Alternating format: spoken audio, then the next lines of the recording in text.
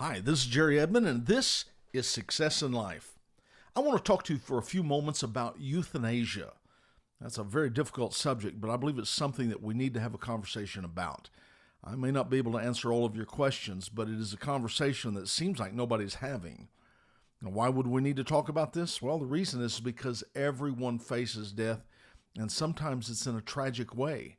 And as leaders in our family and our communities, we need to know where we stand, to comfort, to give direction, and especially in the closing moments of someone's life.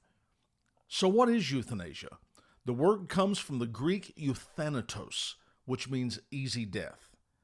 Now, in English, euthanasia has been used in exactly this sense since the early 17th century when Francis Bacon described the phenomenon as after the fashion and semblance of a kindly and pleasant sleep. That's how he put it.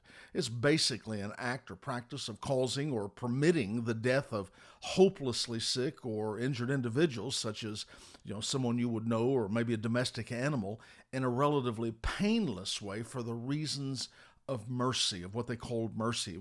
It's even been labeled as mercy killing.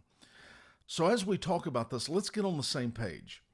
Am I speaking of ending a person's life because they're suffering through pain, or letting them go because they're on life support in some fashion? Now, in my mind, that's like comparing apples and oranges. Number one, I do not believe that just because someone is in pain, regardless of that pain, that we should help them end their life. For this reason, I do not assume myself capable to understand the suffering that someone's going through on a daily basis, and I certainly don't want to lightly esteem their condition. I'm not taking that lightly. But when someone's in extreme pain, they cannot rationally judge their condition or situation. And because I'm not in their pain, I certainly can't make true judgment about what they're truly going through. So how do I do that? How do I actually judge their level of pain enough to say, okay, we're going to end your life? To help end their life without the understanding, or might I even say lack of understanding, that would be horribly wrong. That would be morally wrong. Neither of us are capable of making that call. With that person, the best I can do is help them with pain management until the cure or the solution comes available. The problem with euthanasia is that the understanding of someone else's pain and suffering is so vague that judgment becomes unclear. So that's completely off the table. Let's go to the next scenario. What about pulling the plug on somebody who's on life support or facing death because of some horrible condition or accident? Who's qualified to answer these questions? One thing is certain, we must never let the responsibility of this fall into the hands of a stranger or the government. If we allow this to become a matter of legislation, it leaves off the question of right and wrong and becomes an issue of when and who. Now, what do I mean? If the government controls these reins, the decision will soon become an issue of economics. The same is true with the medical profession. Based on their standard, the patient loses their right because of the need for bed space. Well, they're going to die anyway, and so their quality of life is not up what I think it should be. I have something to say about that. To one man, quality means this. To another, it means something entirely different. And I don't need you deciding what quality looks like for me. You might be an idiot. That's the problem when you're dealing with people that you don't know. It's too easy to pull the trigger, and please forgive me for using that phrase, but it's too easy for us to pull the trigger with no understanding of the value of the other person. And it becomes too easy to do the wrong thing for what seems like the right reason, at least in our mind. However, and this is where we find exception, as long as we can maintain the value of the human being, there's flexibility. Now, when someone is dying, and I'm talking about what we call pulling the plug, who does it?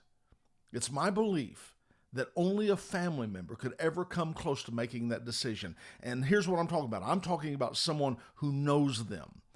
They know their value, their love, their passion.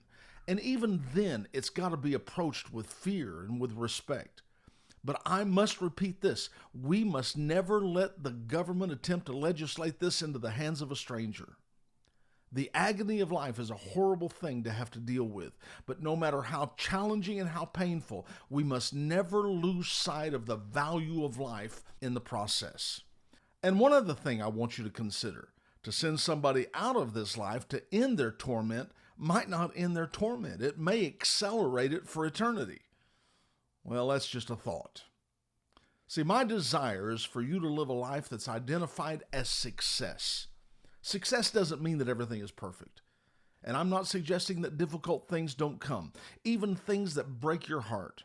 Success in life doesn't mean that you don't face things that make you cry. Success in life does mean that you're making proper decisions under difficult circumstances. Here's the key I want to leave with you. Making hard decisions is what successful people do. So once you make these decisions and you're settled in it and you're willing to live with that, then you're going to be prepared to hold your life and your family together and move them forward in the context of love and of purpose. And that's what I call success in life. Go for it. We hope you've enjoyed this podcast about success in life. If you would like more information about this subject or other materials or resources offered by Jerry Edmon, please go to www.jerryedmon.com.